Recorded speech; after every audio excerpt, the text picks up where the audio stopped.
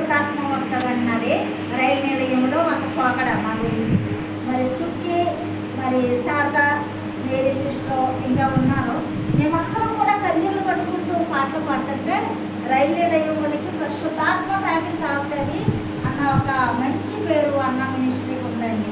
అలాగే ప్రార్థన కూడా చాలా బలమైన ఆత్మతో అభిషేకింపబడి ప్రార్థిస్తారు. ఆ ప్రార్థనకు ప్రతిఫలం ఏ స్థలంలోకి వెళ్ళి పాదం పెట్టి ప్రార్థిస్తామో ఆ స్థలాల్లో ఒక్క వంతు కాదు, యోగులు 2 డబులుగా దీవించినట్టు ఆ కుటుంబాలని డబుల్ మీకు తెలుసండి. ఎన్ని గృహప్రవేశాలు లెక్కలేని గృహప్రవేశాలు చెయ్య, ఎన్ని యొక్క పసుపు వేసి ఎంతమంది పెళ్ళిళ్ళు చేశామో 130 పెళ్ళిళ్ళు ఈ ట్విన్ సిటీలో, ఆంధ్ర కాక. మళ్ళా పిల్లలు లేని వాళ్ళకి లెక్కే లేదు, పిల్లలు లేరు.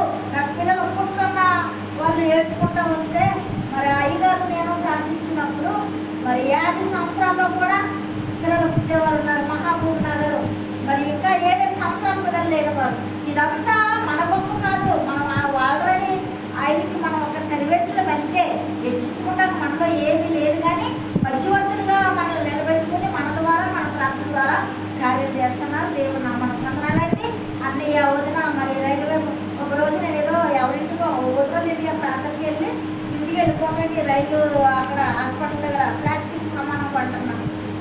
భయపడుతూ అడుగుతుంది, మీరేనండి మరి సిస్టర్ అంటే. అవునమ్మా నేనే అన్నాను.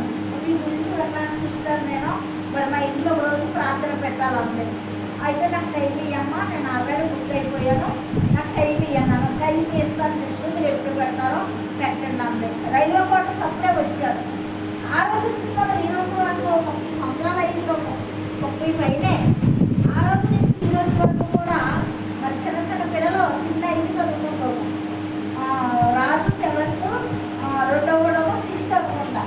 చిన్న పిల్లలు మరి ఆ రోజు నుంచి ఈ రోజు వరకు ఇంటికి ఆడపడుసులాగా మరి ఒక సేవకురాల్లా కాదు, కానీ ప్రతి విషయంలోనూ ఆడపడుసులాగే నన్ను ముందు పెట్టి మరి ప్రార్థన చేసి పెళ్ళిళ్ళు ఏంటి, శ్రీమంతాలు ఏంటి, అలాంటి వాళ్ళు ఏదైనా కానీ మరి ఫౌండేషన్లు ఏంటి, మరి అక్కడ ఫౌండేషన్ చేసాం.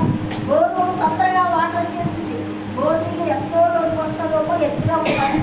కానీ ఫౌండేషన్ అది అక్కడ బోరు మరి ప్రేర్ చేసి ప్రేరలు చెప్పినప్పుడు అది చాలా తొందరగా వచ్చిందని సాక్షి చెప్పింది. అలాగే ఆ గృహం కట్టేటప్పుడు కూడా అక్కడ కూడా మన ప్రార్థనలు అన్న మినిస్టర్ ప్రార్థనలే. ఆ ప్రార్థనలు అయిపోయినప్పుడు ప్రభావం కొద్దిగా ఇస్తున్నాను అని ప్రార్థించాం. మరి ఇక్కడ 2 ఇల్లు ఇచ్చాడు, నేను ఒకటి అడిగాను. ఇప్పుడు మళ్ళీ గౌడవల్లిలో పొగిళ్ళు ఇస్తున్నాడు దేవుడు, ఇంటికి వెళ్ళాడు. మళ్ళీ అందరినీ గౌడవల్లి కూడా తీసుకెళ్తున్నాడు అనమాట, ఇస్తున్నాడు అంతే దేవుడు. అన్న మినిస్టర్లో మీకు తెలియదండి, ఒక్కొక్క ఇల్లు గల వాళ్ళు ఎవరు లేరు. వదిలికి తెలుసు, వదిలేస్తుంది ఈ మధ్యలో నాకు కూడా. ఒకటి అడిగితే 2 ఇల్లు ఉన్న వాళ్ళు ఉన్నారు, 2 కార్లు ఉన్న వాళ్ళు ఉన్నారు. బిడ్డలందరూ ఉద్యోగాలు ఇచ్చాడు, ఇద్దరందరూ పెళ్ళిళ్ళు చేశారు. ఇప్పుడు తెలుసా అండి, పెళ్ళిళ్ళు చేసి పసుపు వేసి పెళ్లి కూతురికి పెళ్లి కొడుకు చేసి వస్తే వాళ్ళందరికీ ఎక్కువ మగపిల్లల సంతానమే. దేవుడు నామన వందనాలండి. మరి ఈ రీతిగా దేవుడు మరి అన్న మినిస్టర్లో మరి యొక్క మాస్లమ్మని గారిని నన్ను వాడుకున్నందుకు ఆయనకి ఘనత మహిమ ప్రభావం చెల్లిస్తున్నాము.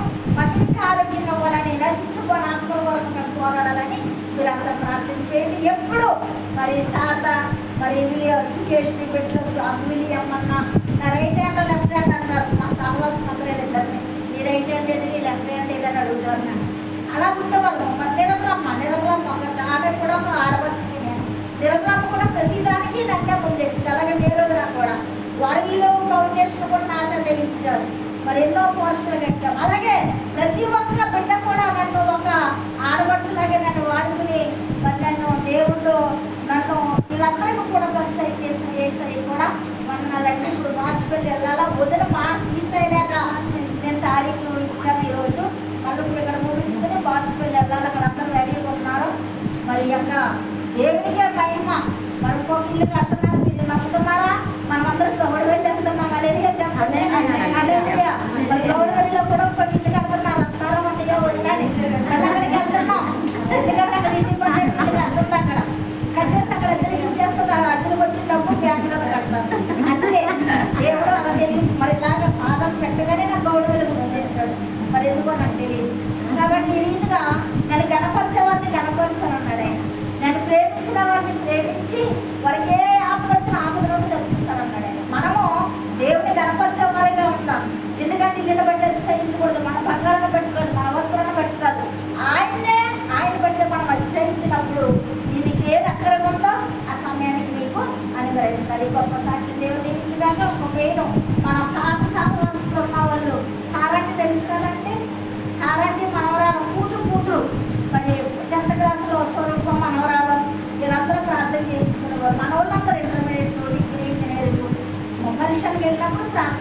చేసుకుంటారు.